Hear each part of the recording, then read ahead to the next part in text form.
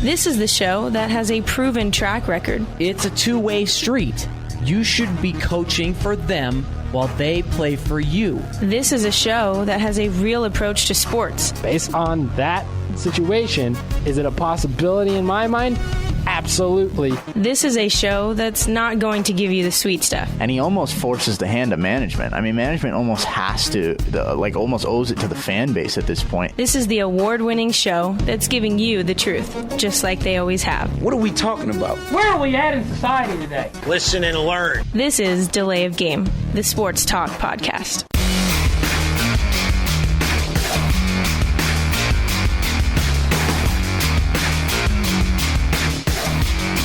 All right, welcome into the show. Glad to have you in with us on another podcast that's not actually like the other podcasts today, and I'll explain why in just 1 second. Ryan Swanigan with you here, joined as always by Brent Bonfleur.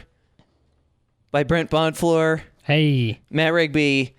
And we have a couple of extra people on hand today because of the March Madness that's going on across the countryside. It has gripped the nation again, and it is officially the Delay of Game Bracket Challenge. And my goodness, are we just fired up for that. We'll get to that in a second. We also have Jessica Chamberlain, a freshman broadcaster with KRNU. She joins us as well because she is a massive, and I mean massive, March Madness fan. So she is joining us here on the podcast today. You might recognize her voice as well. And without further ado, I guess, because it's almost a required thing now every time he comes on the show. Wow, I feel good. It's time now to bring in the Nebraska insider of all Nebraska insiders. The insider known as Devon Kleich. Oh, I'm busting a move 24/7, guys. Pop, lock, and dropping. I don't need any light in my life. I feel nice. Back for week number 2. It's 2 in a row. This is unusual. Usually after 1 week, I have a 10-week hiatus. Yeah, I know. But he's back again because, it's just not... The only person we're missing from last year's Delay of Game Bracket Challenge is Amsa Sinkbile. Yeah. And she is a part of the challenge. I will say that. She unfortunately cannot be down here because, she's up in Omaha. She's, working. Actually, she's probably gone to bed now because, some of us overnight people have to go to bed at a certain time and live our lives at work the next morning. Without what? I don't know about that. Well, that's right. I forgot you are also as... I didn't sleep last night. Oh, yeah. Well, an insomniac, too. I forgot. I always forget that you also have to go through that stuff, too. That's Matt Rigby, and we have a great bracket challenge in store. This is going to be a fun show, and we're going to get right to it here in a second just to explain what's going to happen. We have the Delay of Game Bracket Challenge.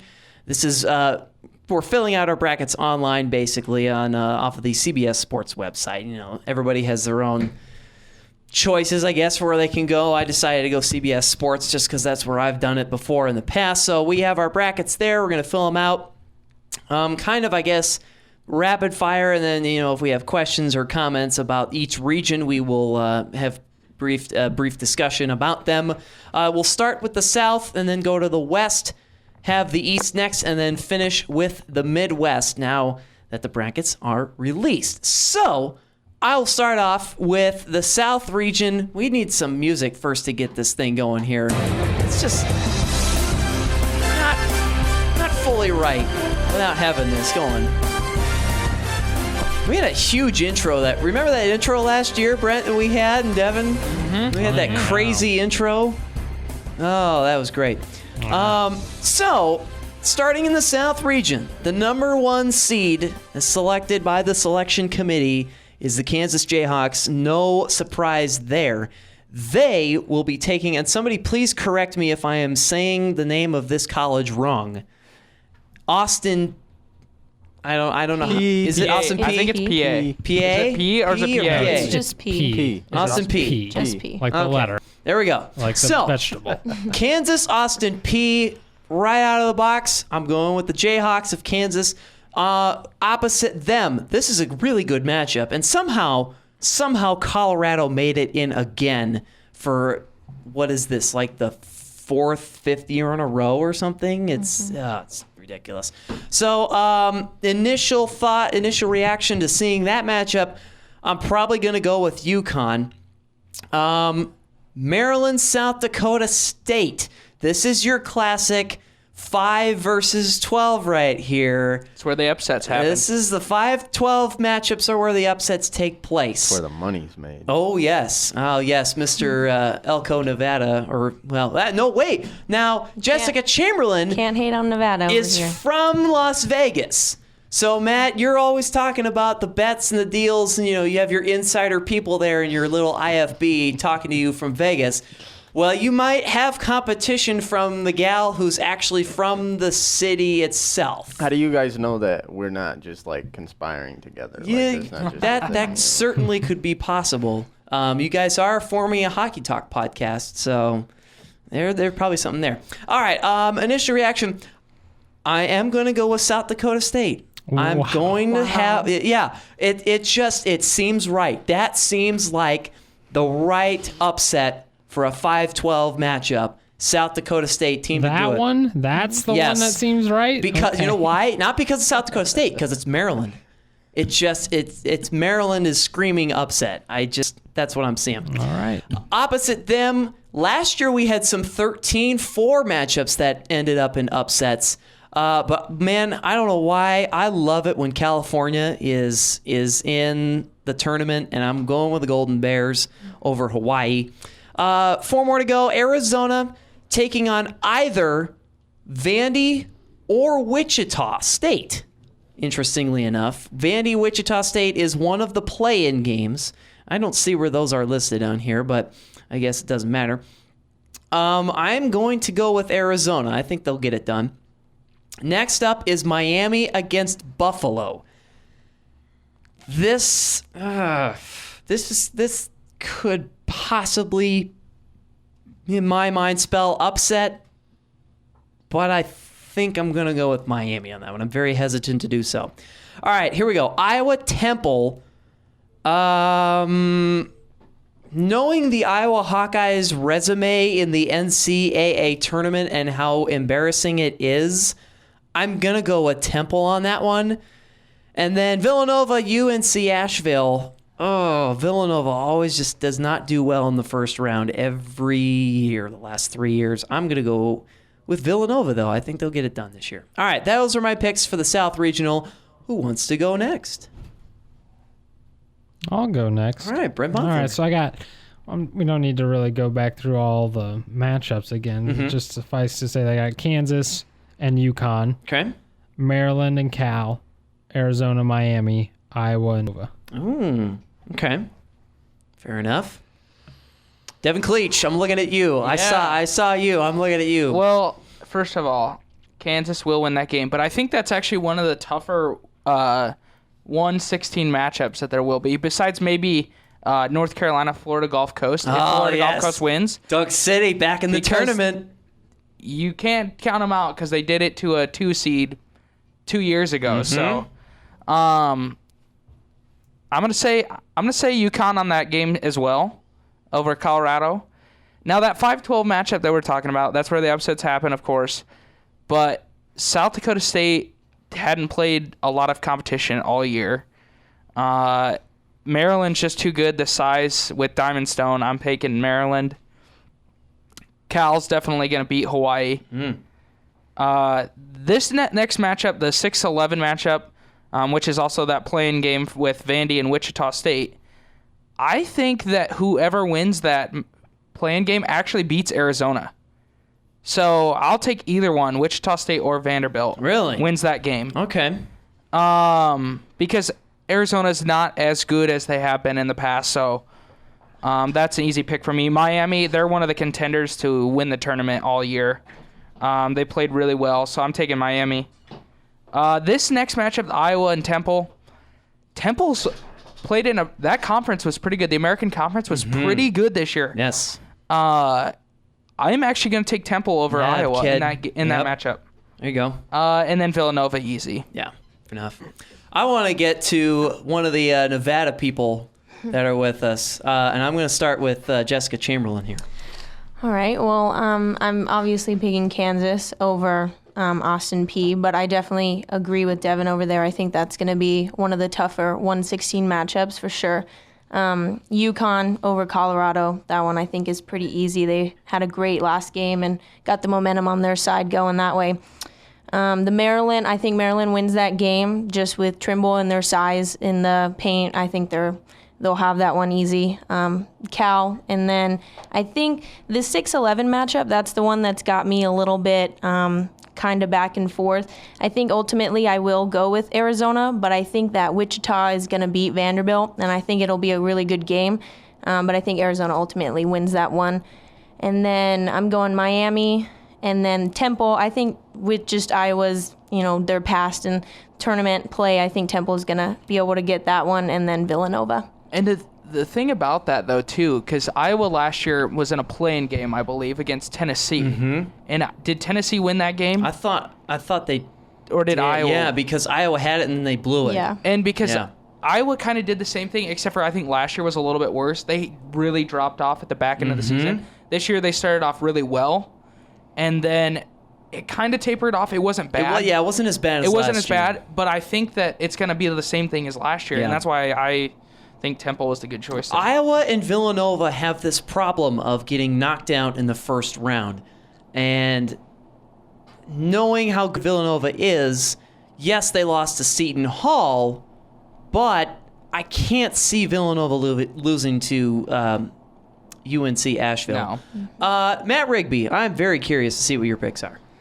Yeah, man, it's boring because it's chalk, basically, but... because I think there are some good lower-seeded teams in this region, and there's some tough matchups. Like I know I'm jumping ahead a little bit, but like UConn as a 9 seed is ridiculously tough. But who knows if they can even get past Colorado? And I mean that's how the committee does it every year. They put dangerous teams in the 9 and 7 spots, and then they dare them to win the first round matchup, and then we pretend we're surprised when they go to the Sweet 16 or Elite 8. But anyway, I'll take Kansas. I keep wondering if there's ever going to be a year where a 16 beats a 1, because it's like statistically impossible that it hasn't happened yet. Right. I'm never going to pick it. I'll take UConn. I think Colorado's a tough matchup, but I don't like the Pac-12 a lot. I think it was a weak conference all year. And we'll get to that in a little bit. Right. We all saw how, UConn was fantastic the last 3 days. And with it's crazy how, one shot changes the momentum of an entire team's season. And, we all saw the shot, I'm sure. And UConn looks like tournament UConn again all of a sudden. So I'll take UConn there. I'll take Maryland. Maryland's slumping. It is a tough 5-12 matchup. Yeah. And you want to pick South Dakota State, but they're like you said, their schedule's been. I wouldn't be surprised if. I wouldn't be surprised either, because Maryland can't guard the last month. Yeah. They haven't been able to guard anyone. Even Nebraska got up and down the floor. Yeah, exactly. Nebraska allowed 86 points against Nebraska. Right. And the only thing that kept them in that game is they shot 70% in the first half, and it just kept it going. Exactly. And it makes me hesitant because I know South Dakota State gets up and down. I remember that from a few years ago. I guess I'll stick with Maryland, because I've thought Maryland's the best team in the country all year, talent-wise. On paper, I've thought they're the best team in the country. So, I know they're not playing well right now, but I just can't pick against them. I'll take Cal. I agree with Jessica in that, I wish I knew who the 11 was in the other game. Yeah. But I don't. So I'll stick with Arizona for now. Again, I don't like the Pac-12, but Vandy seems like a weak team to me. Wichita State could do some things, but no, you know what I'll do? I'll pick Wichita State, because I'm hesitant always in those games because I don't know who's going to be playing. But I think Wichita State will beat Vandy, and then I think they'll beat Arizona too. Arizona looked terrible down the stretch. Yeah, every time Arizona, they were the team that got court stormed 17 times this year because they lost so many big games. And I don't think talent-wise they're as good as they've been in the past. I'll take Temple over Iowa. I think I pick conferences a lot in tourney time, and I think the Big Ten's just looked terrible the last 2 months outside of the top-end teams. Iowa, like we talked about, has totally fallen off. And Temple has been good most of the year, and then I'll take Villanova too. And we've hit on Villanova's struggles in the opening weekend, but I'll wait till the next match. What was your pick for the Miami Buffalo one? Sorry, did I skip that one? Yeah. I'll take Miami. I think Buffalo is could be a scary sneaky, team. Yeah. When y'all were talking, I was looking up and down Buffalo's schedule and their roster, and they got hot late. Those 14 threes are tricky sometimes too, but I like chalk because I think this, like the 1 through 8 or the 1 through 9, really, if you put UConn in this region, might be the deepest 1 through 9. Yeah. So I'll take chalk for the most part outside of Wichita State and outside of Temple. Yeah, there you go. Brent, I forgot already. You made your picks, correct? Yeah. You went right through them. Okay. All right. Before we move on, quick self-promotion, I guess. This is Delay of Game, a sports talk podcast. Available on YouTube and online at thedelayofgamepodcast.wordpress.com. All right, so we move now to the West region here of the Delay of Game Bracket Challenge. Starting off, I'll go first just to get through everything here. Oregon taking on either the winner of Holy Cross or I think, let me see what this is. Is this Southern? Yep. Southern University. Yes. Okay. Yep. I was confused by South. That confused me. So the winner of Holy Cross or Southern, which that doesn't really strike me as that interesting. And we're going to talk about this in a second, but I can't believe that Oregon is a number 1 seed. This could be possibly the matchup in which a number 1 seed loses. You think so? As weak as Holy Cross and Southern sound to me, it's still you're telling Oregon. I think is a 2. Yes. That's a 2 and nothing higher. Okay. It sounds like I'm getting a fair. second on that. Does anybody else agree other than me and Jess? I'm okay with either I way. agree. Honestly, it doesn't bother me that they're 1. Yeah.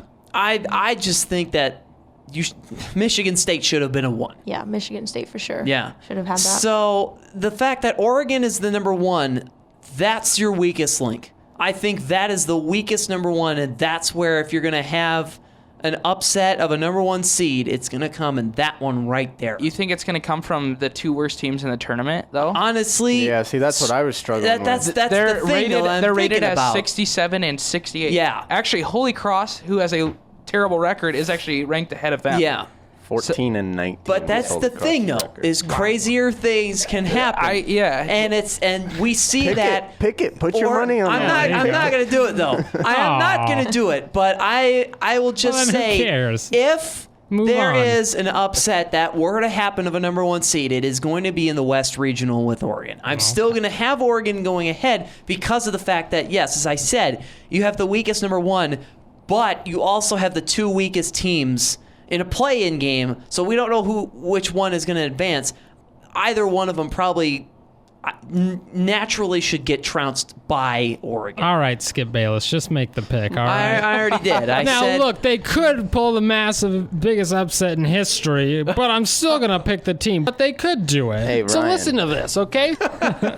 If the Broncos hadn't shown up to the Super Bowl, the Panthers would have won the game. But they showed up. But so, that's different. Those are 2 number 1 teams. No, but I'm saying, you got to pick. You got to pick the 16 if you're going to tell us. Yeah, Right. no, I'm going to go with the number 1, of course. He You can't kidding do me? it. He can't do it. Yeah, I won't. That's everyone, though. Everyone's going to say, oh, they could win this one, but they're not going to pick it. It's like No one's last dumb. year. It's like last year with the Cubs. I said, oh, they did it. No, they're going to finish 3rd. And They're they still- did. we But don't- they also had 97 wins. Ryan, this is March Madness. We're not talking about the crappy Cubs, okay? Hey. Slyly, you know what he's doing? He's slyly preparing us all for when the 16-1 does happen. He says, I said it. Yeah, I right. said it. You guys heard That's me. exactly what Skip Bayless does, too. No, that's what I did last week with Seton Hall. I said, you watch out for Seton Hall, but I picked Xavier. What happened? Seton Hall won.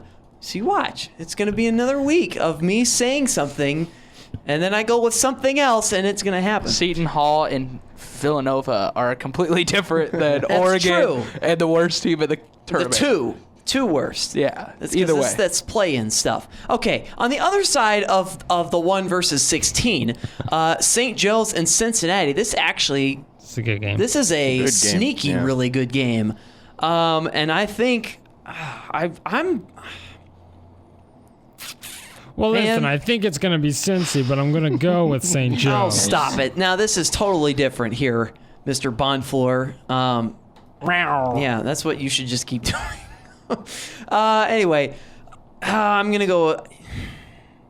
I'm going to go with Cincinnati. Their defense, Cincinnati always has a very, very stingy defense. St. Joe's this year has put up a pretty good amount of points in a lot of their games, but I'm going to go with Cincinnati, fighting hard this year.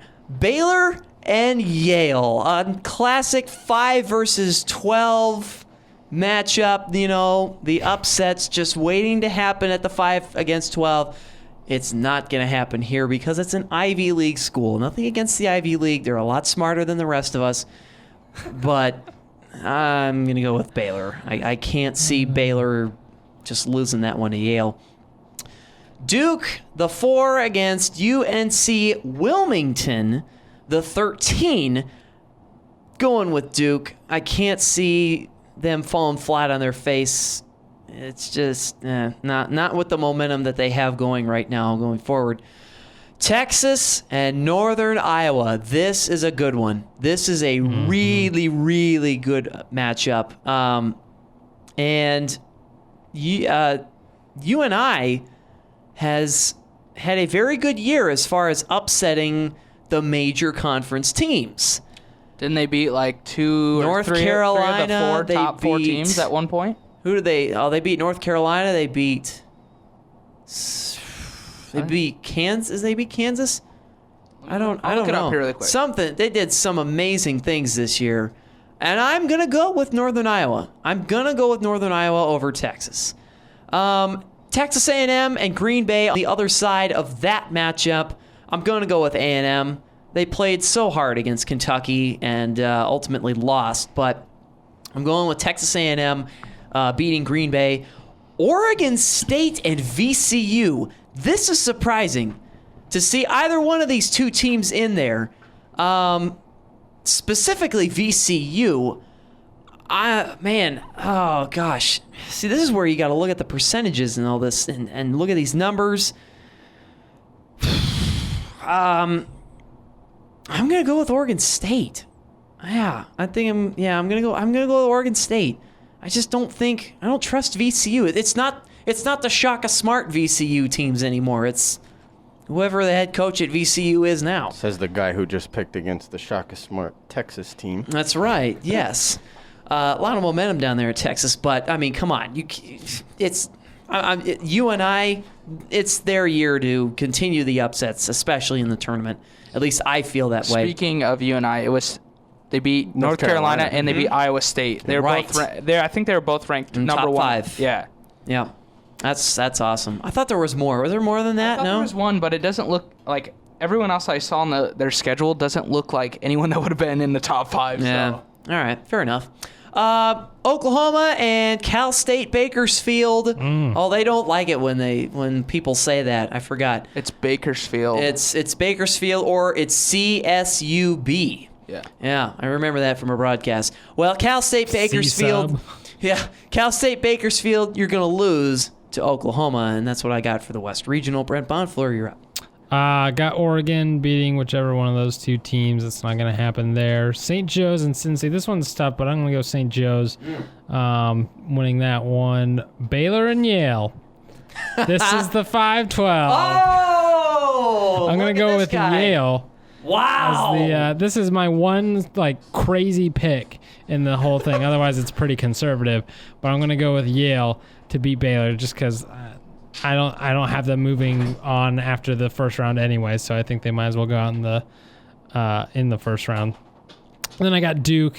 I have Texas beating Northern Iowa. Okay. Texas A&M over Green Bay. VCU, Shaka Smart or not, beating Oregon State, and then I got Oklahoma. All right, fair enough. Devon Kleich. Well, let's see. Oregon's definitely winning that one, so your 16-1 talk, stop it. I said it's possible, but I didn't pick it. I'm taking Cincinnati over St. Joe's because Is it Nick Cronin? Is that the coach? Mick Cronin. Mick Cronin. He has them playing some really good basketball right now. Always does, usually, specifically on defense. And so I see them beating St. Joe's. Now that Baylor-Yale game, Yale is in the Ivy League, like you said. They only have 8 teams in that conference. They don't play a conference tournament until next year when they start. They have a 4-team tournament starting next year, so the top 4 teams will be in. Half the conference. Baylor wins that one with ease. It should be. No chance for them. Now, this is the one. The Duke-UNC Wilmington. Really? Duke has had I think, a bad season. To Duke standards. That's okay, I agree with that. To Duke standards, it's been a bad season. Last year, I think Duke was a 2 seed, and they played the 15 seed Mercer. And I picked Mercer to win that game, and they did. Yeah. I am picking UNC Wilmington to beat Duke. All right, Devon Because Kleich. if anyone knows me, I do not like Duke. No. It's nothing against Coach K. I just don't like Duke. It's because people around here say they're Duke fans, and I'm like, stop it. You live in Nebraska. You don't like Duke basketball. So I'm taking UNC Wilmington for the win. Moving down the bracket here, Texas, Shaka Smart, they are going to be good. They were really good this year, surprisingly good. They're going to be really good in the near future, but I think UNI beats them. I'm taking UNI in that game as well. A&M wins over Green Bay. Oregon State beats VCU. And Oklahoma beats Cal State Bakersfield. Wow. All right. Devon Kleich. Jessica Chamberlain. All right. Well, no shocker here, taking Oregon. Obviously, that's just the other 2 teams, no matter Oregon? what. You're not getting the 16th seed? No, that would be ridiculous. I don't know what Ryan is talking about. But do you think they could win? Yeah. You think they could win, but say you're no. going to pick Oregon. Be honest and say no. No, I don't think so. I'm going to do Cincy over St. Joe's, Baylor over Yale. Let's see. I think Duke, agree with you. Devon on that one has not had a very good year, but I think that they'll take down UNC Wilmington just because, but I don't think they're going to make it very far after that. Northern Iowa over Texas. They've been on such a good run the last couple of games. I think they've won like their last 6 or something like that. So I feel like they've got the momentum on their side there. Texas A&M, Oregon State, going to stay with them, and then Oklahoma over Cal State Bakersfield. And finally, from the other side of the state of Nevada, Matt Rigby. This is a weird region. Because yes, it is. You Thank have you. 3 Big 12 teams, and you have 2 Pac-12 teams. You have Oregon and Oregon State in the same region. You have Texas and Oklahoma in the same region. Potentially, you have Texas and A&M in a second-round matchup. So this was like the ratings region almost. So it makes it tough to pick, too, because, again, I pick by conference, and I have to judge my conferences first. Obviously, I'll take Oregon. I'm going to skip 8-9 for now, but I'll come back to it. Good choice. I see where Brent's coming from. Yale is top 10 in the country in points per game against. They guard, and when you guard, I've seen these Ivy League teams do it every year. You remember Harvard did it a couple years ago? I forget who they played, but Harvard made a Sweet 16 run with Amaker because they guard. Yep. I'm taking Yale, and I'm hesitant because I like the Big 12, and I'm going to defeat my own argument in a second. But I'll take Yale because Baylor's iffy to me, and Yale can guard. I'll take Duke. Duke's below standards. I second and third that, I guess, at this point, but or below their normal standards, but I don't think they lose to UNC Wilmington. Another in-state matchup. I mean, again, this is the ratings bracket, but I'll take Texas over Northern Iowa. I think that, and this is where I'm going to defeat my own argument. Although I don't like Baylor, I like the Big 12 as a whole. And I was looking up and down Texas' schedule, and it's like the last 2 months have been. Every other game has been against a ranked team. Yeah. And I think that while they've split those, they haven't been dominant like Kansas has been. I think that they're the better for it. I mean, I always go back with Texas to the game against North Carolina earlier this year when they won in the non-conference game early in the season, and I thought that was the best they look. And furthermore, I just never pick against Shaka Smart easily in the tournament because he gets the most out of his guys. We saw him do it year in, year out against VCU. It's going to be a close game. That's I think that's an intriguing matchup. Yeah. I like that 6-11, but I'll stick with Texas. I'll pull a Ryan and say I won't be surprised if Northern Iowa wins. Moving down one spot, I'll take A&M over UW Green Bay. I'll take VCU over Oregon State because, and again, here's where you have two A10 teams as well, as I'll go back up to St. Joe's in a minute. I like the A10, and I'm weak on the Pac-12, or I'm low on the Pac-12.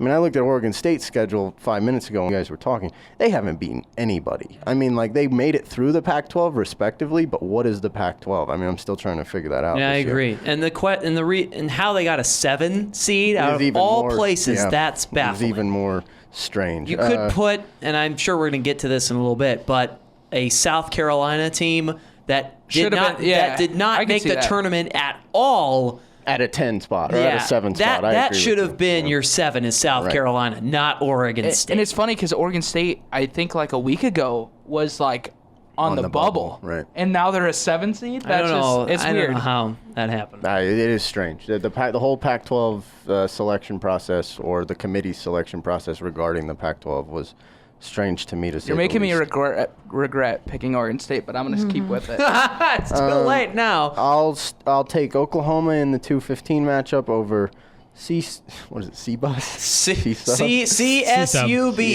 I should know that. I was in the California system. And then back up to the 8-9. Isn't this a great matchup? Yeah, again, I'm going to defeat my own matchup. I first put St. Joe's in there, but then, or in the game against Oregon into the second round, but then they call it the third round now, huh? Into the third round. That's the second round. Stop it. It'll always be the second round to me. Same here. But you guys sold me on the whole Mick Cronin's team's guard, especially on the perimeter. Yep. And I know Cincinnati's underachieved at times this year, but I take teams that guard in the tournament. I mean, just like I've said this so many times, in any sort of playoff situation, in any sport, defense wins. I don't care what sport it is. I don't care what level it is. Defense wins. Cincinnati guards more, so I'll take Cincinnati over St. George. It's interesting because Nebraska played Miami, who Nebraska almost beat here, and now they're fantastic. They also same played thing with Cincinnati. Right. And we almost beat Cincinnati, and it was a neutral site game, but those teams are really good now. Well, I go back to the Cincinnati game last year, too, that I was at. I don't go to every Nebraska game, but I do remember being at that game. Where they won in double overtime? That one went into double overtime, and my impression was Cincinnati guards on the perimeter really well. Yeah. But they also get into these weird spurts offensively where they don't use the low block at all, which seems strange because they've always got size. They've got Ellis down low, and they never use him sometimes. So it makes I see why they're a 9 seed, I guess is how I'll put it. But they guard on the perimeter. I've seen that in person. I've seen it a few times. I mean, obviously, you watch Mick Cronin over the years. His teams are always the same. So I'll take them. And that's a tough game, that 8-9, because I think we're all going to be tempted to pick them over Oregon, at least tempted. So it's like, can you see one of those teams making a run? And it begs an interesting question. To wrap up the Cincinnati-St. Joe's matchup, too, I like looking at all the numbers here and the stats that go along with this. The RPI for St. Joe's is rather striking. It is basically Cincinnati's is almost double what St. Joe's is, 21-48. And then you look at the points per game. St. Joe's averages 77.3 points per game, but they give up 69.8, which is a lot. Cincinnati averages 73.2, which is it's about average, maybe a little bit below average. But they give up an ungodly 62.9. That's basically 63 points per game. So you're taking 73.3 and facing it off against a 63 points per game defense that's a tough in Cincinnati. Margin to make up. Yeah. That is, you're winning by 10 points. Basically. That's tough. Exactly. That's tough. So we'll see. It's the unstoppable force versus the immovable object, and something has to give. So we'll see what happens with that. I'm so excited for that matchup. That's going to be fun. That whole West region is just so wacky, but that's just going to make it even better to watch. You're listening to Delay of Game, a sports talk podcast. On Facebook.com/Delay of Game and on Twitter at DOG_podcast. So now we move to the East region here of the Delay of Game Bracket Challenge. Ryan Swanigan, Brent Bonfleur, Devon Kleich, and our Nevada friends, Matt Rigby and Jessica Chamberlain. Also a reminder, I guess not a reminder, but just a quick note. Amsley Sinkbile, former Delay of Game contributor, who is no longer even in the city of Lincoln anymore. She is also playing too. She is the unrepresented guest, I guess, for this podcast. So we will, I guess, maybe we'll just take a screenshot of her picks and post them on the Facebook page if she decides to accept our invite to join. We move to the East region.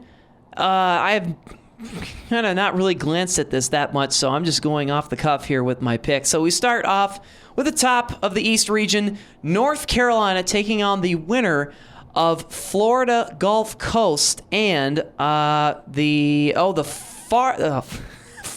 Dickinson. Oh boy, well I'm going to say that Florida Gulf Coast should win that play-in game. I'll be shocked if they don't. But North Carolina is just going to basically just storm the court and destroy Florida Gulf Coast. I can't see it any other way. Or Farley Dickinson, you know. Farley Dickinson, they're going to get beaten fairly badly. On the opposite side of them. Sorry. Get out. I couldn't. Get out. Oh, was that? Yeah. Yeah, very appropriate. Sorry. Very appropriate. When we're done, I wanted to be on air too. I got to tell you one of the calls I made in one of the high school basketball games. Anyway, go ahead. Oh, You'll can't, love it. You'll love can't be as bad No, it's worse as than this. what you just And the cows come sailing in. Or the most famous one of them all, if I can find it. Oh, where is it? There it is. The Germans are slowly re-advancing themselves. Yeah. Yeah. No, it's two worse. famous It's worse. sound bites Trust on me, this it's program. worse. How can it be worse than this? And the cows come sailing in. It was one of the most embarrassing things I've ever said on air. Like I almost took the headset off. I was so disappointed. Well, that takes a lot to get Matt Rigby to have to take the headset off. I was disappointed in myself. All right, opposite North Carolina and the play-in game, or the play-in team, I guess, whatever. USC, Providence. Very, very intriguing Pac-12 versus Big East matchup. Like, this is really just piquing my curiosity right now, and just looking at some of these stats. Another 10-point differential. USC averaging almost 81 points per game in scoring, but Providence on defense giving up almost 70 points per game. Man, I'm going to go with Providence on this because I just, like Matt Rigby, I'm not believing in many of these Pac-12 teams except Oregon and maybe Utah, which we're going to get to. Utah. Yeah, I know. I like my Utes, man. I like the Utah Utes. I like them in football, like them in basketball. Something about those Utah Utes. But I got Providence and North Carolina moving on in the top part of the East Regional. This is a this will probably be the most underlooked, is that, can I say that? The most underlooked matchup in the entire bracket, and that's Indiana and Chattanooga. I'm going to go with Indiana as the 5. And I have no doubt that Indiana will win that game. Are you sure you don't want to pick Chattanooga? I am very sure. I mean, that's my 5 versus 12 where I feel that's a given. But stranger things have happened. But I'm going with Indiana. Indiana all the way, without a doubt. Opposite that is Kentucky and Stony Brook. Now, this could be potentially your 4 getting upset by a 13 here. I'm still going to go with Kentucky because they have just been so dominant the last month, pretty much. And setting up another classic Indiana-Kentucky matchup. That's going to be so much fun. Moving on down to Notre Dame and the winner of Michigan and Tulsa. Now, Michigan should just blow the doors off of Tulsa in that game and play into the tournament. which sets up a great matchup between the Wolverines and the Fighting Irish. Then the question then gets asked, well, is Notre Dame going to overlook either one of those teams?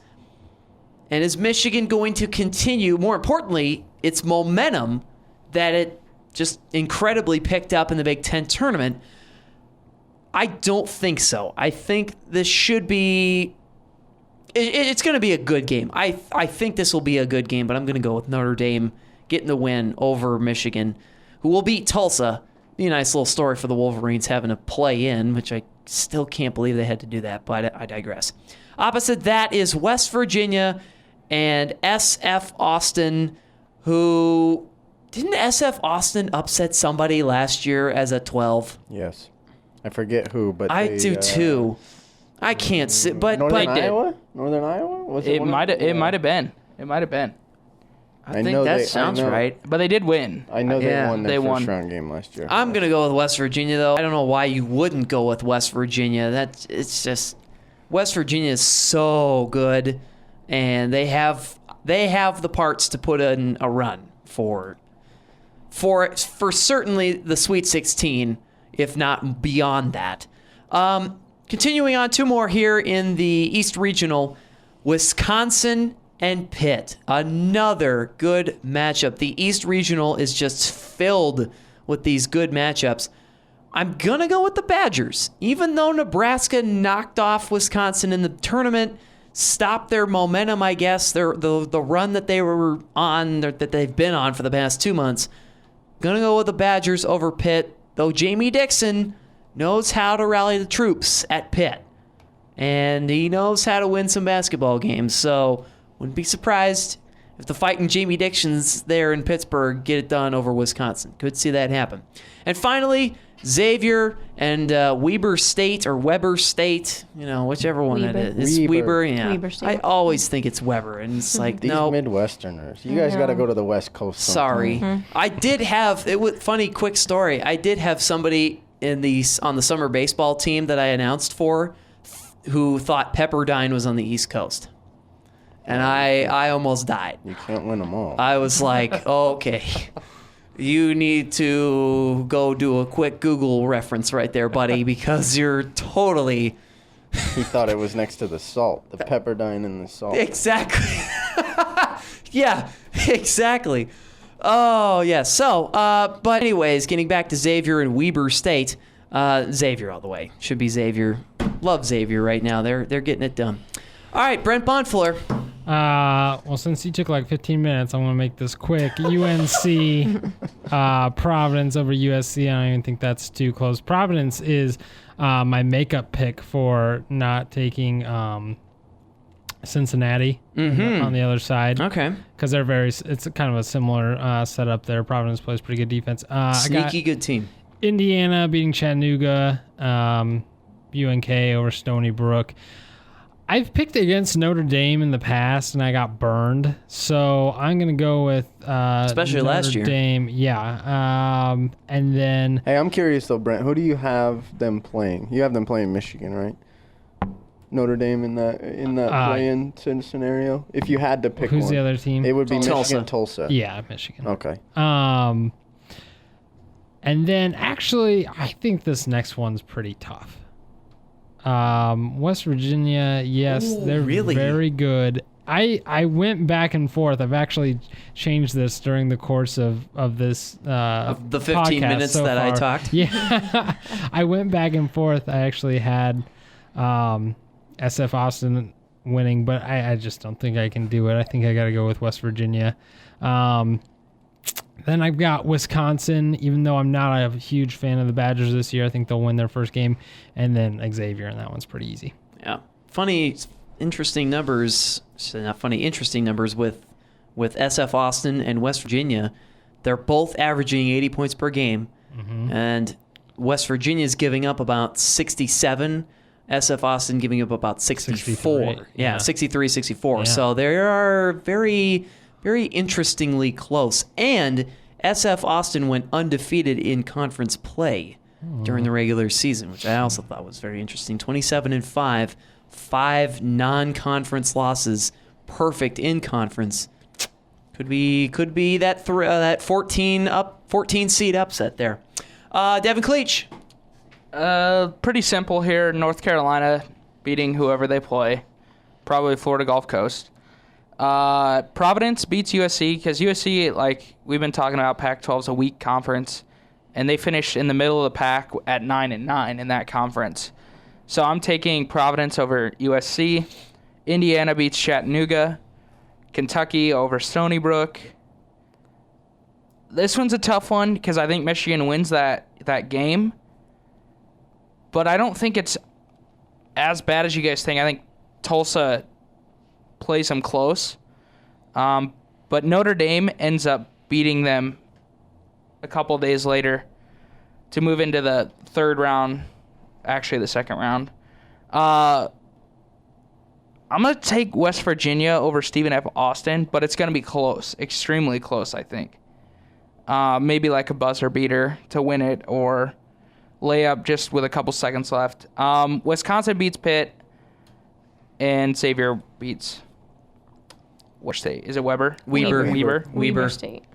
We all suck. Well, the Midwesterners, as Matt Rigby just said. I don't think it's that hard to understand, honestly. Yeah. Well, again, they need you guys need an extra E in there. Pretty much. I see Weber, and that's Weber to me. Coming from the French guy in the room, it's Weber State. So. It's Weber. Yeah, Weber. Oh boy. Is that the Grenoble University? It's Grenoble. Grenoble. Oh yes, that one's been around for a while. All right, Jessica Chamberlain. All right. You Nevada, what is it? Nevadians or Nevadan? Nevadans? Just Nevadan. I don't see. You're adding an E there. I don't understand how that's working out, but I don't know either. Okay, so I'm gonna pick North Carolina, and then going with the rest of you guys on Providence over USC. I think the one that I don't know why, but I've got this feeling inside me, this 5-12 matchup.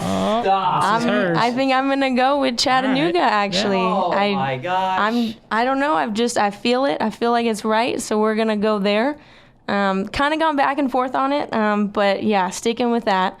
We'll go Kentucky over Stony Brook, and I think Michigan ends up beating Tulsa. That'll be a close game, but I think Notre Dame takes care of them later on. And then West Virginia will take Stephen F. Austin. That'll be a closer game as well, but I think West Virginia ultimately gets the win on that one.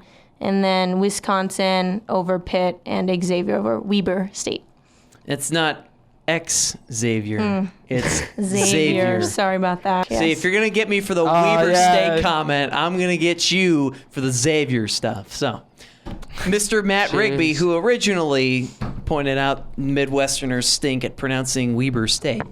Okay, I think that this is I wouldn't call it the deepest region, but it's the toughest region to pick. It's pretty tough. I'll take UNC, although Florida Gulf Coast, man, I don't know. No, I'm just kidding. I'll take UNC.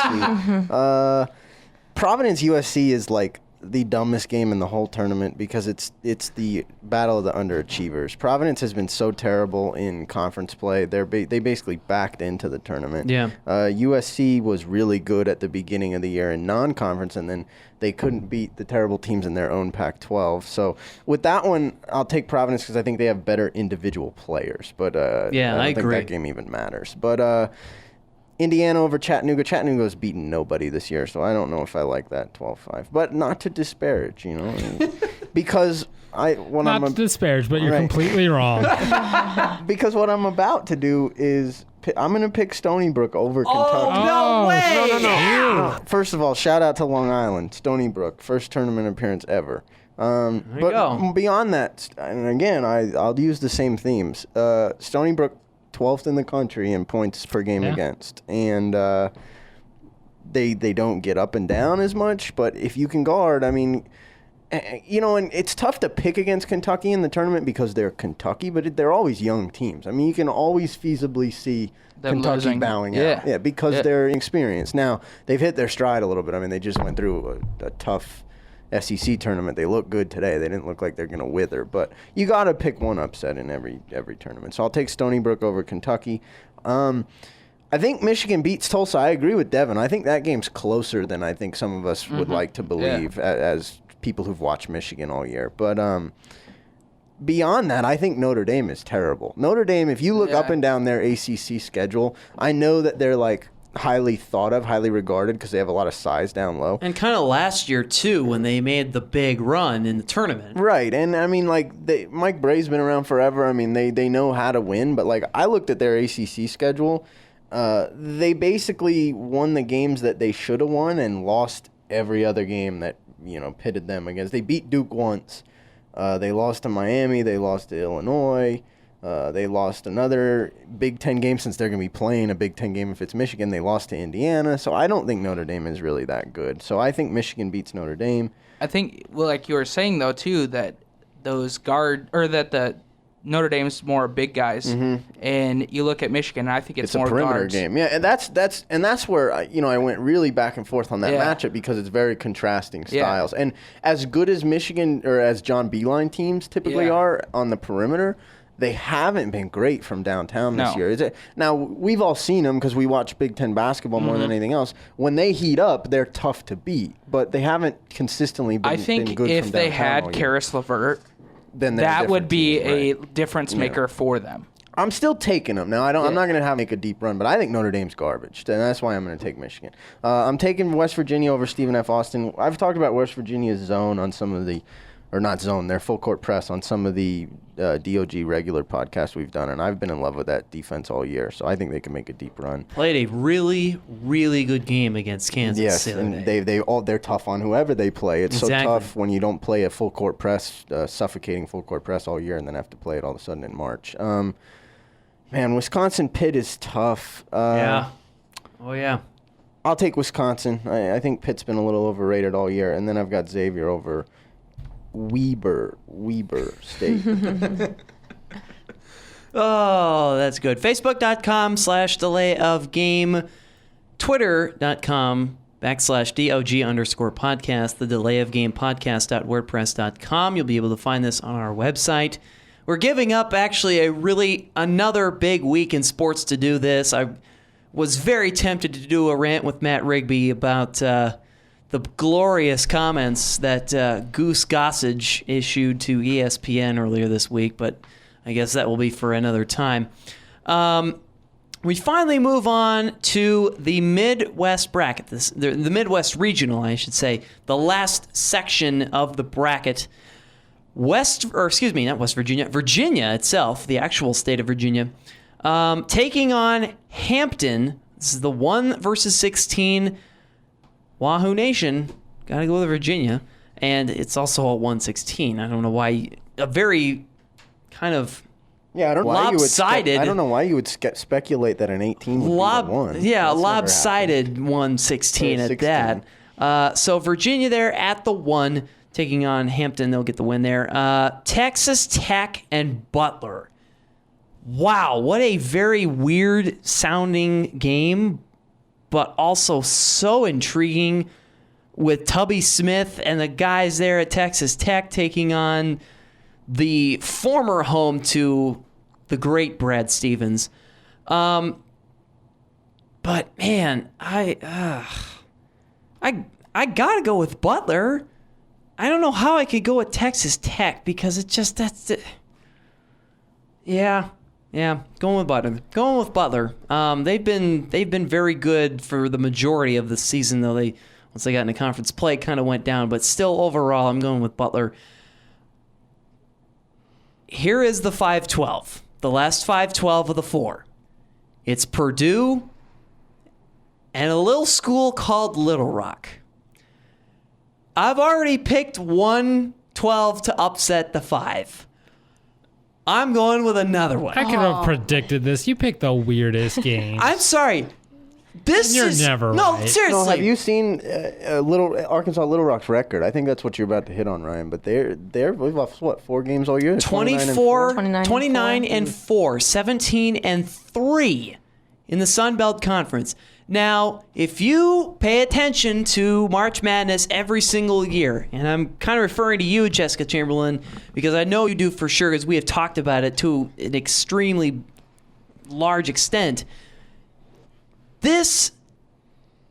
There are teams where it's almost like you think to yourself, like UAB. You would never think, I think it was last year or 2 years ago, that UAB of all teams would just destroy everybody's bracket, screw everything up, and win as a 12. And they did.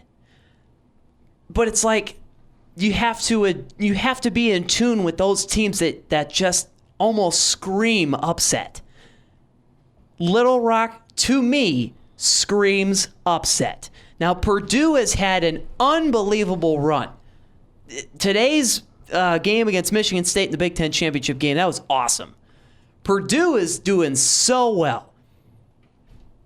But Little Rock, to me, it's like I said, it screams upset. I can't pinpoint as to really why. And maybe Matt Rigby or somebody else will hit on it, but it just that just screams upset. Even though Purdue's got a Swanigan on the team, that's a very reasonable point to argue. Ryan's Brent. brother. Haven't you seen him? Yeah, they look exactly the same athletic ability. Too. Yeah. Ryan just decided to utilize his intelligence more than I guess, or my sports talk abilities. I guess. Yeah, intelligence I went to the is the wrong word to describe you. Yeah, I went to the announcing side, and he chose his playing career. That's right. Which was a good choice. So I'm going with Little Rock. And I feel more confident in that pick than I do in the South Dakota State Maryland one, and I feel very confident in that. But Little Rock against Purdue, you just look at all these 12 seeds that have upset the 5, and they've just had these random names in the past. I can't think of any, obviously, right now at this time. UAB, one of them I just mentioned. But there's just these random 12 seeds that are just like, Little Rock? That's going to be a loss for them. Not so fast, my friend. Going with Little Rock. On the opposite side of that, Iowa State and Iona. I'm going with Iowa State. That should be pretty cut and dry with that one. After that, Seton Hall and Gonzaga. And if you're not choosing Seton Hall after last week's predictions, shame on you. I'm going with Seton Hall. I should have gone with them last week. I didn't. Shame on me. I'm going with them now. Besides, I just don't think Gonzaga's that good this year. They're not the Gonzaga we've seen the last couple of years. Utah and Fresno State. Another great matchup in the Midwest Regional. And this is where I'm very conflicted. Where's that Cody Broder soundbite here? A wise friend of mine once told me, if you're conflicted in your pick and you lean one way, you should choose the opposite side. So why not go with Fresno State? But what do I always say about Utah? I love my Utah Utes. So I'm going to go with Utah. But man, if Fresno State wins, I'm going to be kicking myself for a couple weeks because that two right there, just that, I feel like that screams upset. I think there's multiple upsets that are just crawling all over the Midwest Regional. Last two games, Dayton and Syracuse. This is actually a really good matchup, but I'm going to go with Syracuse. I think Jim Boeheim's last season, this is it. Why not pull out a little magic? And they are at 10, so I guess they're an underdog. So I'm going to go with the Orange Men. And then Michigan State, Middle Tennessee. It should be cut and dry with that one. I got Michigan State. Brent Bonfleur. I've got Virginia in the first game. Butler pretty easily, I think, over Texas Tech. Sorry, Little Rock, but I've got Purdue in that one. Iowa State over Iona. That's easy. Gonzaga, sorry, I guess shame on me, but I'm not picking Seton Hall. I've actually got Gonzaga winning a couple games. Really? And then I got Utah beating Fresno. Dayton pretty easily over Syracuse, and then obviously Michigan State. All right, Devon Kleich. This one, it's just kind of weird to me, because two ACC teams are number one seeds, and it just weirds me out that Kansas is not in the Midwest bracket. but I understand why. But I'm taking Virginia, of course, in this 1 versus 16 matchup against Hampton. You said it earlier, the 8-9 matchup, Texas Tech Butler. It's tough, but I'm going to take Butler in that matchup. Okay. Now, your 5-12 pick, Ryan, complete garbage. Stop it. Get out of here. That's not true!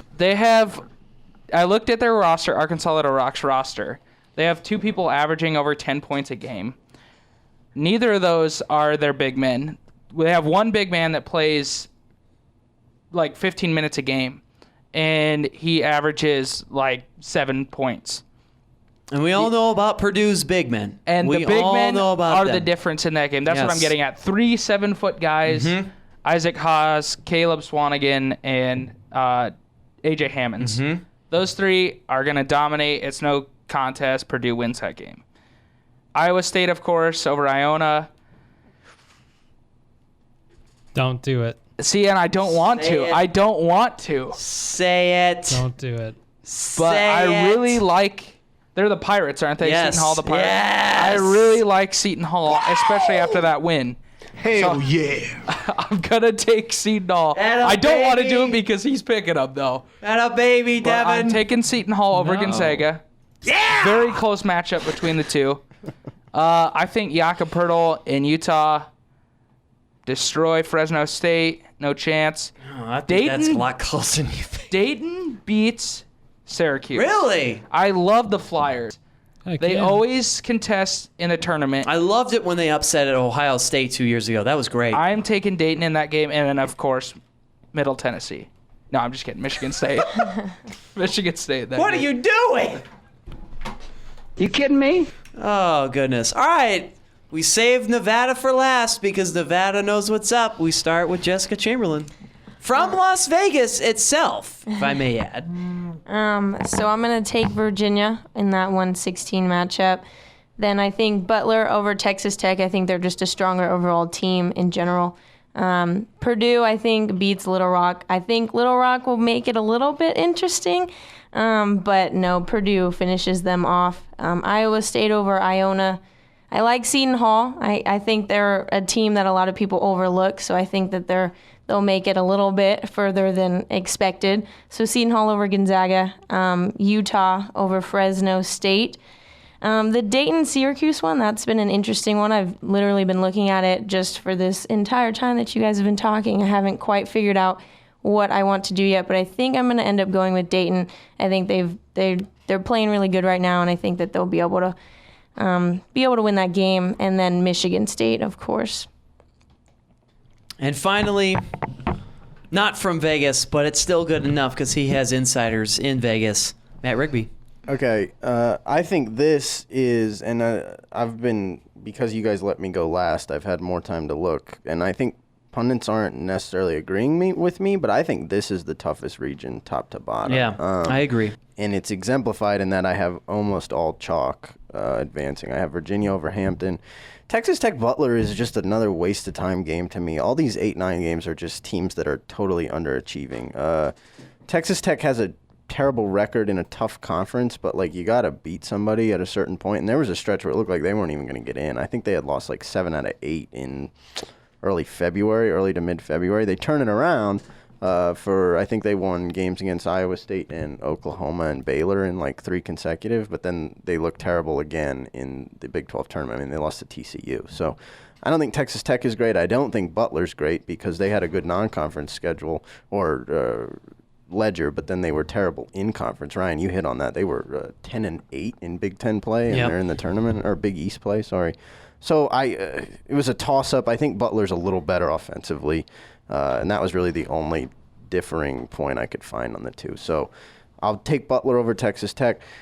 I see where you're getting at, Ryan, with the Little Rock thing, but I think Purdue could win this whole tournament. I mean, I know that at a certain point you got to win the games and you got to like expound on your potential, but you guys have already discussed on how good they are down low, right? With Hammonds and with Swanigan. So I'm taking Purdue over Little Rock just because I think they're a better team, especially on the interior. I'll take Iowa State. I think Iowa State has been one of the best teams in the country top to bottom all year. That's a deep Big 12. I think they're underseeded at 4, and I think Purdue-Iowa State might be the best game in the tournament, but we'll get to that when we get to that. I see, again, where you guys are going with Gonzaga. I think it was Brent took Gonzaga. Because Gonzaga's numbers always look so good. They're so good offensively and defensively, but it's always taken with a grain of salt because they play in high school gyms all year. I mean, the Big West is like, how is it even a D1 conference? But anyway, so I don't know how much I trust Gonzaga, and Seton Hall is hot. I mean, they're 7 out of 8 now, and then we all saw what they did this weekend. So I'll take Seton Hall over the Zags. I agree with the Jakob Hurdle comment. I think Utah dominates Fresno State, but might run into some trouble later because the Pac-12 is still garbage.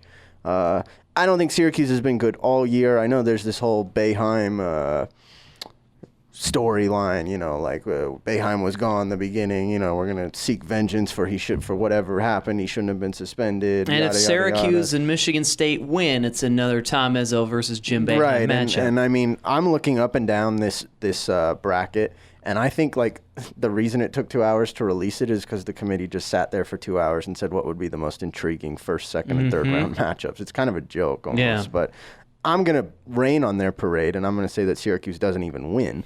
And so I agree. Dayton's dangerous at tourney time. I looked at the standings for the Atlantic 10. Dayton finished first.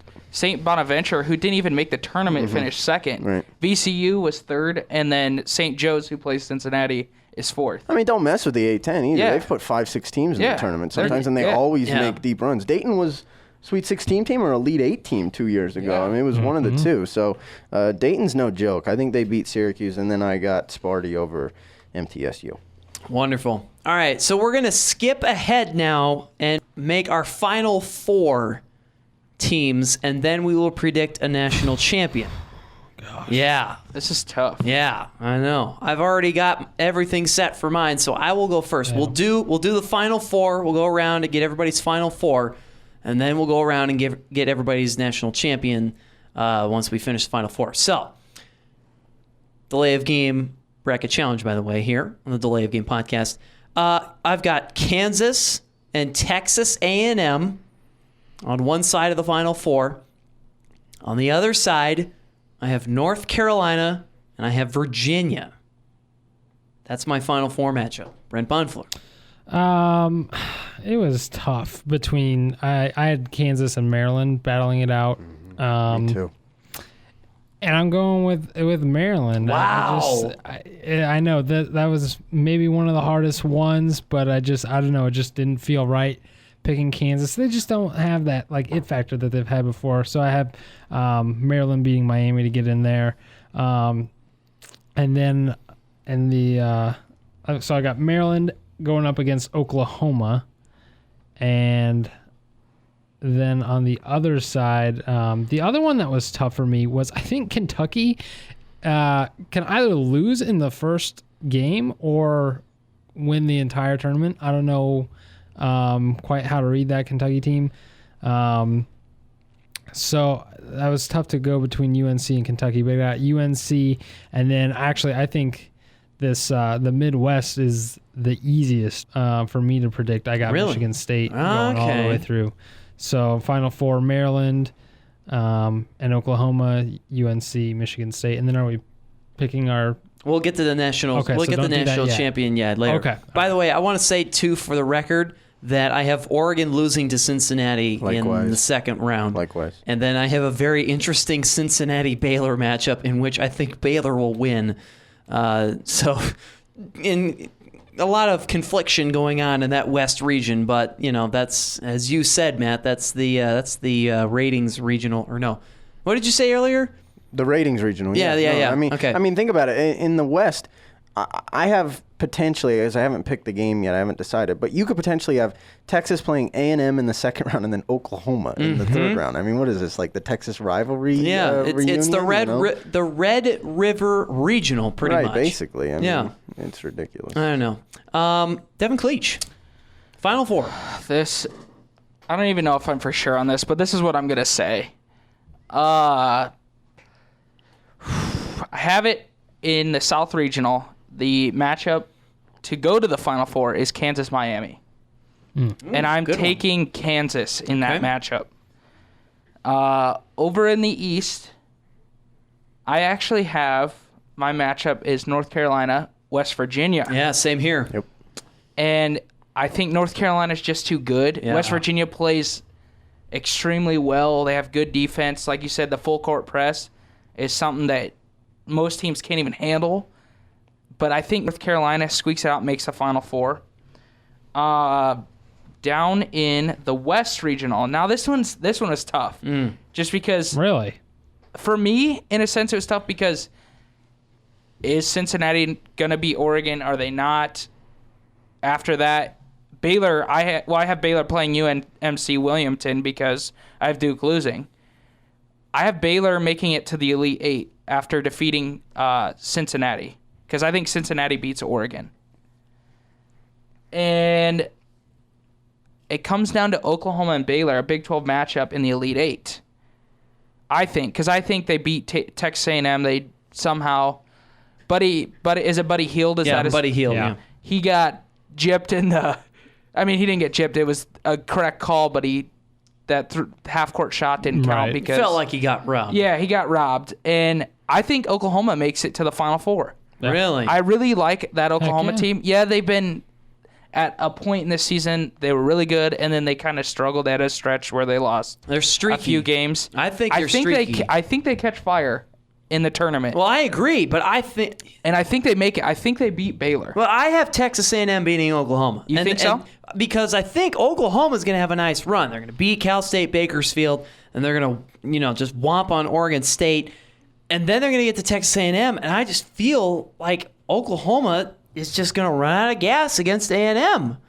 Now, it could be the other way around because I have Texas A&M beating Green Bay, then they face Northern Iowa, at least in my bracket, or Texas, which is, either team is going to be a matchup for them, and then they've got to go and probably play Oklahoma. That's how I see it. I see they got a tougher road to get to that Sweet 16 point. That's how it could happen, but I just think Oklahoma runs out of gas. I'm taking Oklahoma at that point, making it to the Final Four. Okay. And it's a bold pick, but I'm doing it because you rarely ever see all four number one teams make the Final Four. Has it ever happened? I don't know if it happens. If it has, it's been close. I know they've had at least three.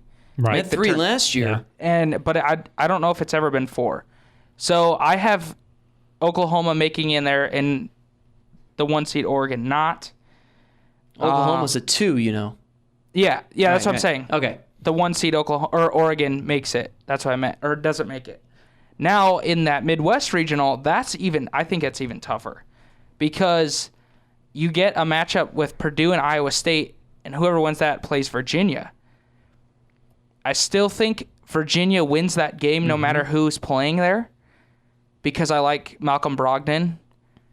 And I think Michigan State just walks their way into the Elite Eight for sure. Oh, yeah.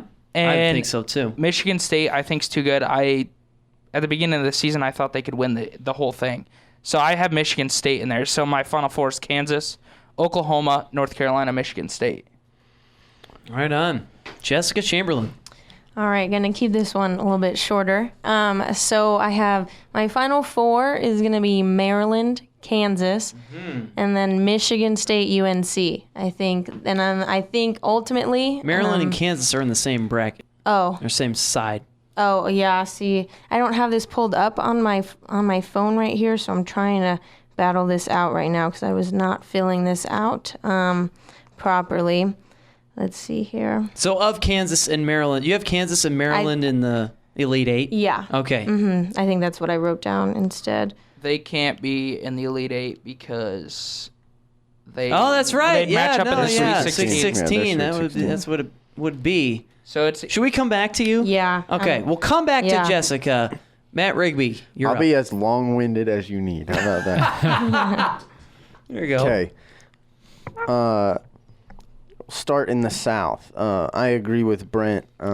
Kansas, Maryland is a tough game to pick. Did you say you took Kansas or Maryland? I took Maryland, huh? Yeah. And man, I've said it all year. I think Maryland on paper might be the best team in the whole country. But this is because I also agree with what you guys said about is Kansas, do they lack that signature Kansas feel of the years they won, like in 08 and stuff. But this is the most parity I think I've ever seen in college basketball. And I keep thinking, is there every game they played in, I was like, they could lose this one, they could lose it, and they could lose to UConn in the second round. But I just didn't have enough to pick against them. I didn't have enough in me to pick Maryland against them. So I take Kansas over Maryland, and that gave me an Elite Eight matchup of Kansas-Miami. I don't think Miami's that great. I haven't really thought it all year. I think that they've been a product of winning some games at some strange times that give them a little break of momentum. But I don't think they can beat Kansas. So I have Kansas out of the South. Moving to the West,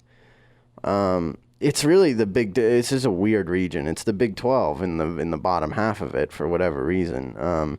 I have the whole bracket getting blown up because I think Cincinnati beats Oregon. Like, I agree with Ryan there. And then from there, you really have the most wide open bracket. I mean, I think anyone can win it. So I end up having Cincinnati, and despite bashing on Duke earlier, I have Cincinnati and Duke, and I think Duke can win that game. I think Duke, in a down year, makes it all the way to the Elite Eight, but they lose there to Oklahoma. Because I think the big game and this is exactly what Devon was talking about, the big game is Texas-Oklahoma. Or Texas A&M, Oklahoma, whatever it ends up being in the Sweet 16. I think Oklahoma wins that. It'll be Oklahoma-Duke. I think Oklahoma's too much for Duke, especially Buddy Hield. And then I think we have an all Big 12 Final Four on that side with Kansas and Oklahoma. Then I skip to the East.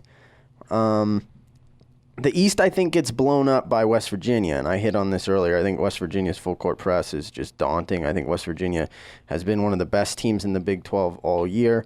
Matter of fact, as I am now processing this for the first time, I have 3 teams from the Big 12 in the Final Four, but whatever. I think it's the best conference. That one was a tough one for me to pick, too. Yeah, I thought West Virginia could win that game. I think West Virginia blows up the bracket because I think the bottom half of the region is really weak. I don't think Xavier's a great team. I don't think Wisconsin's great. Notre Dame, Michigan, I already talked about how I think Notre Dame's trash. So when you give me Xavier and West Virginia, again, I always pick these with conference inclinations, and I think the Big 12 is just far better than the Big East. So the top of the bracket's where the strength is.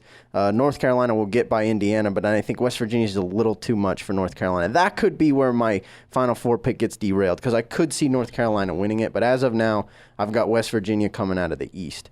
Then I move down to the Midwest. I talked about already, I think this is the toughest region of all of them. I think the Purdue-Iowa State game is going to be an absolute Donnybrook. Yeah.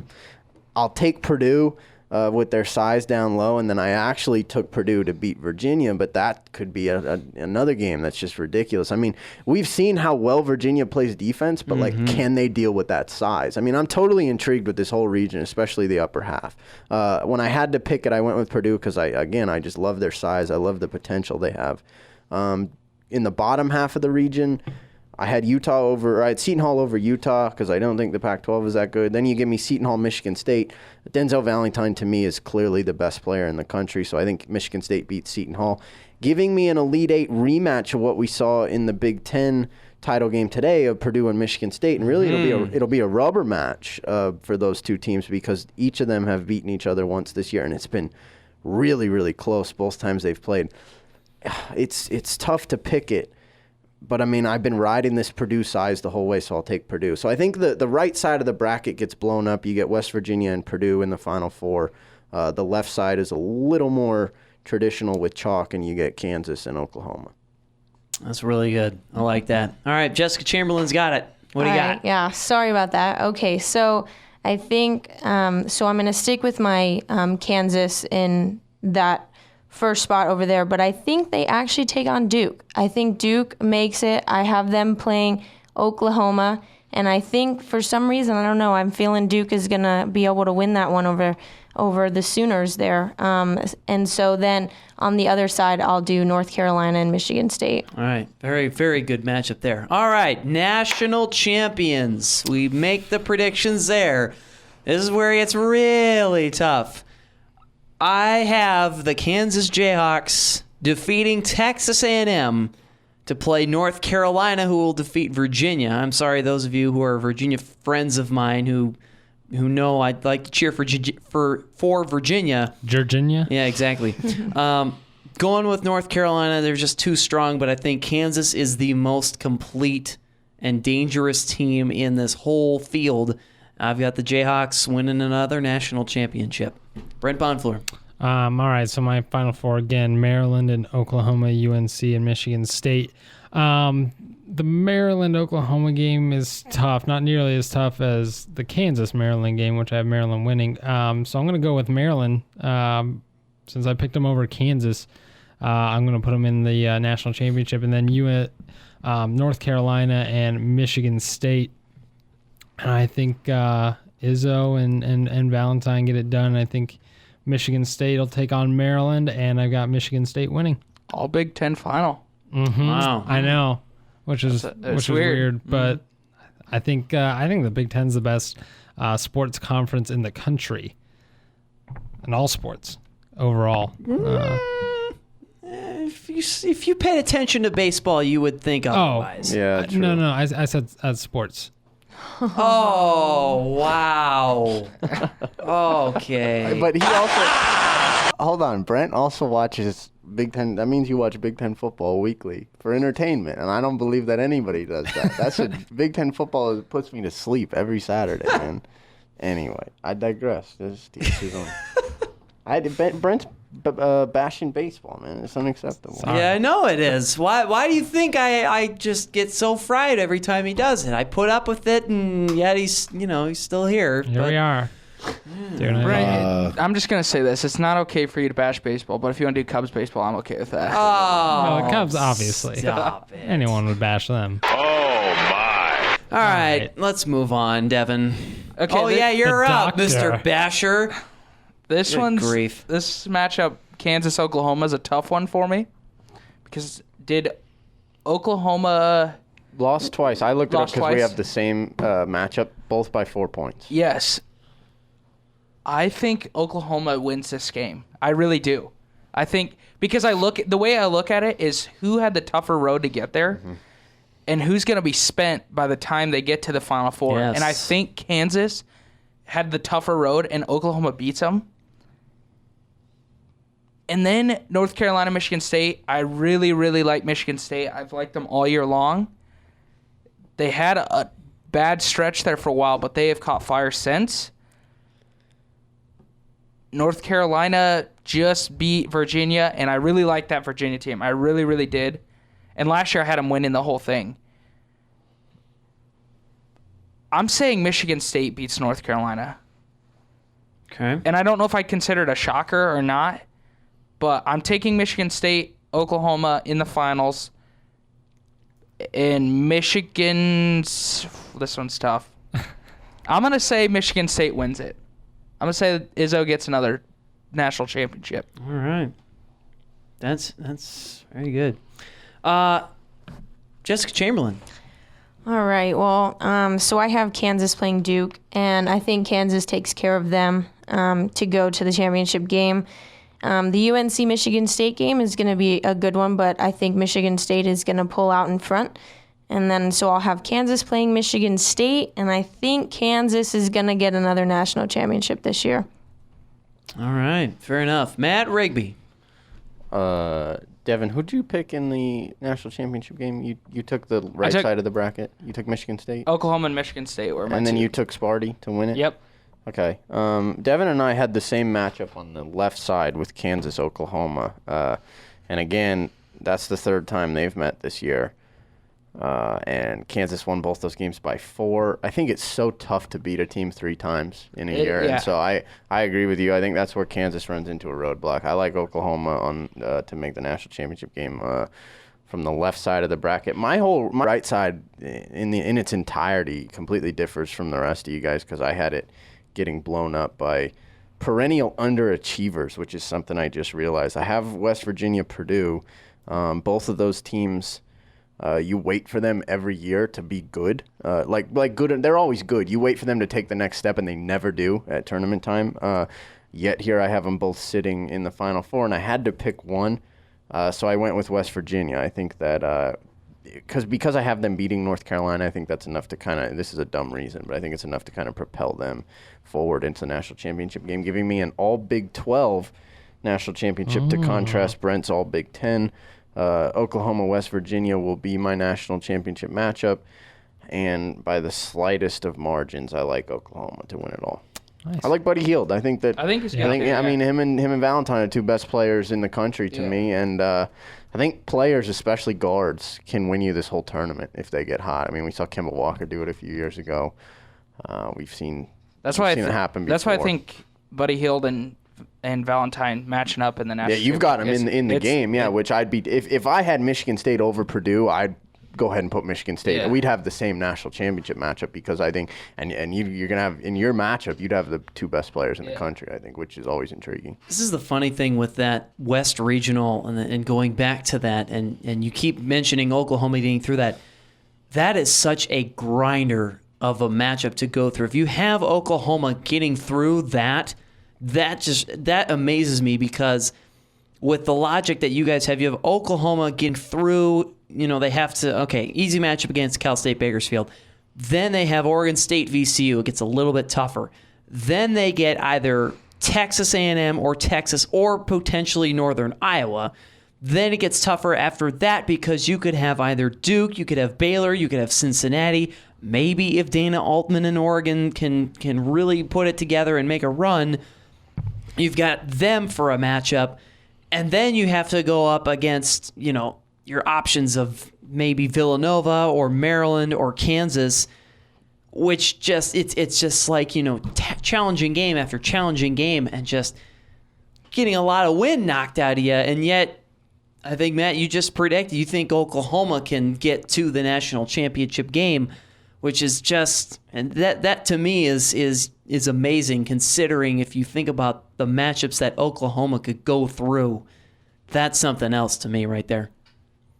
Anything can happen in March. That's right. Yes, Brent. The thing we all need to consider in picking our brackets is Polini just tweeted, "Here's what I got so far," and it's a picture of an empty bracket except for Temple beating Iowa. So just That's great. Keep that in mind. That's great. Well, I do have Temple beating Iowa. Then you're probably good. I'm okay. Like I said, Iowa just doesn't. They don't have good first rounds. They don't come through when you're expecting them to get the job done, and they fail at it for whatever reason. By the way, just very bad. Quick snubs.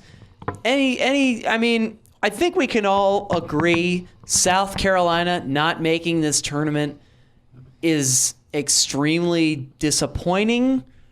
Yeah, am I right? Matt, you were saying about that. You and I were talking about that earlier. Yeah, I think the only thing I get it. South Carolina had not the greatest non-conference schedule nor record. So, I'm okay and within a vacuum them being left out. But the only thing that gets me is look at all the Pac-12 teams that we've all been saying we don't think are very good that got in over them. Oregon State, who, as Devon mentioned, was on the bubble 2 weeks ago, didn't really do anything from then till now.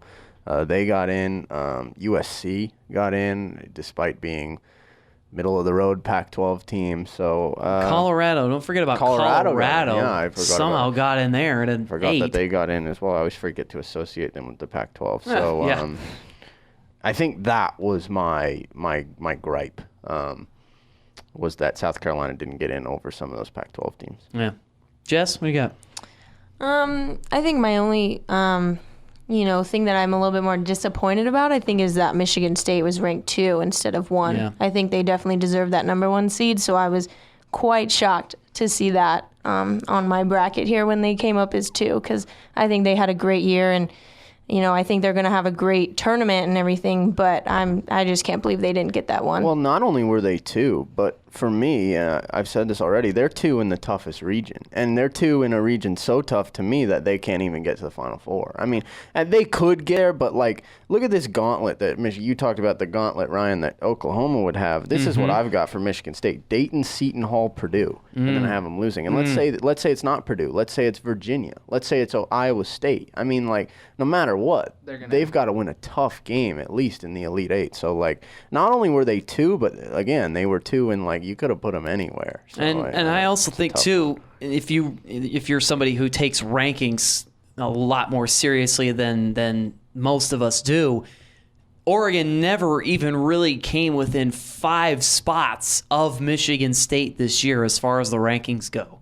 There was always a good amount of separation in the rankings between Michigan State and Oregon.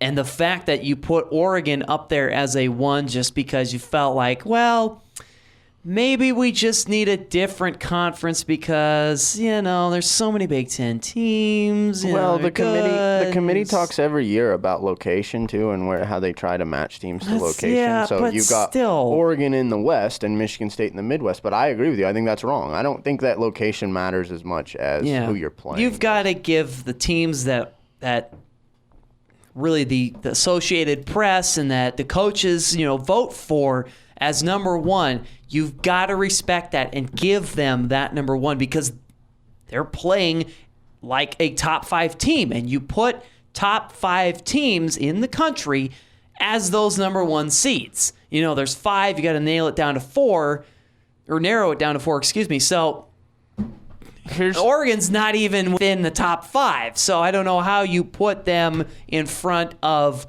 not just Michigan State, but whoever else that number 1 team or in the team that's inside the top 5, the remaining 2. I don't know how you do that. So I was looking into this a little bit because I just thought it was super weird. Okay, we were talking about how South Carolina didn't make it in at all. Mm-hmm. Well, was Nebraska 11 seed in 2013, 2014 when they were 11 seed? I think it was 6-11 matchup between them and Baylor. Nebraska finished with an 11-7 conference record that year. Mm-hmm. And they were 19-13 overall. Right. I looked at Oregon State's record. Mm-hmm. They were 9-9 in a weak Pac-12 conference and 19-12 overall. Mm-hmm. And they got a 7 seed. A 7 seed. I don't know how you do that. And they finished middle of the pack to bottom of the middle part of that conference. And Nebraska finished 4th. It's just weird to me. It's just weird to me. And I know it's, 2 different years, but still. You left out South Carolina for Oregon State. I mean, Oregon State, I think, does deserve to be there, but not at a 7 seed. Oregon State also finished outside the top 5. They finished 7th in the Pac-12. Yeah. They finished 7th.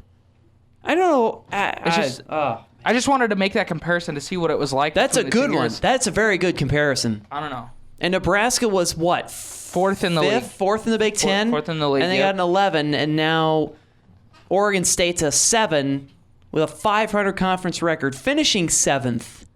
Oh, wow. That's just terrible. Just terrible. Matt, were you gonna say something, Matt? Yeah, but I forgot, so go ahead. Oh, okay, that's all right. Brent, any thoughts from you, Brent? You're about ready to go to sleep. Well, obviously the biggest snub, we all know, from the SEC. Mm-hmm. It's not Florida. Don't say it. Stop it. They had a terrible year, Brent. They had a terrible year. I knew you were going to say that. It was terrible. I don't know. I think Nebraska got snubbed, but maybe that's just me. That's probably just you. No, it is just me. Yeah. I don't even think that. I'm sorry for even saying that. That's even worse than my Florida team getting in.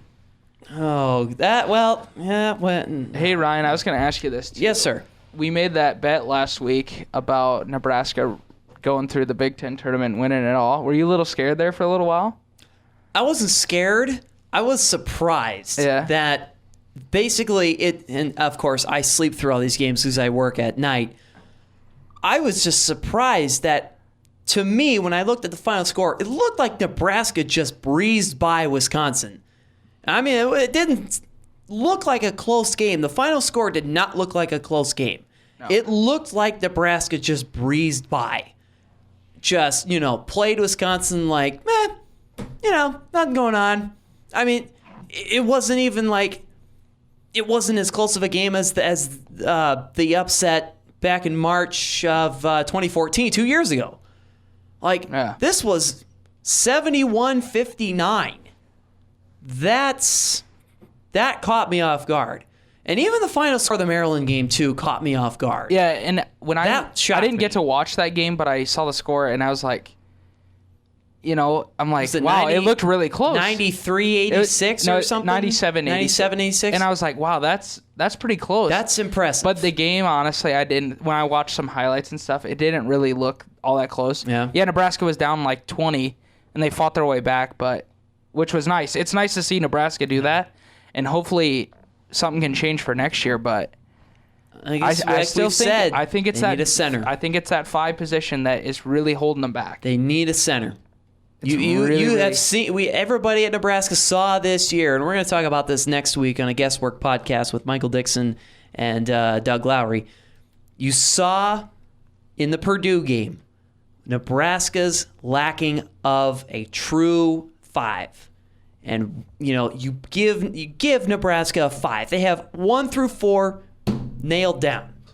You give them a 5, and this Nebraska basketball team is so much better than what they finished this year, which was, I think, at 2 under 500? Yeah, something like that. Which, honestly, if you were expecting anything better than that this year, you needed to reevaluate badly. I just think that Purdue, it'd be nice if they could share the wealth, seriously. Oh, yeah. 3 guys, come on.